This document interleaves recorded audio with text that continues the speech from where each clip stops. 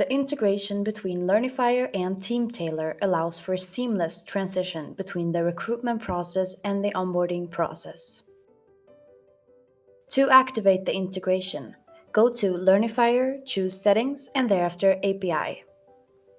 Next to Teamtailor integration, click Activate. Copy the API key as it will only be shown once.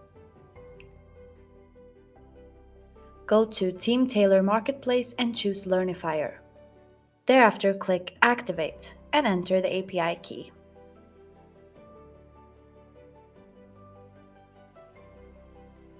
You can now start building a workflow.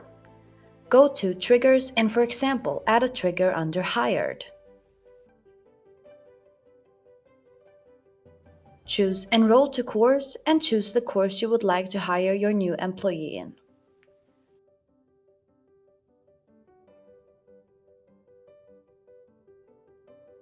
Let's test the automation.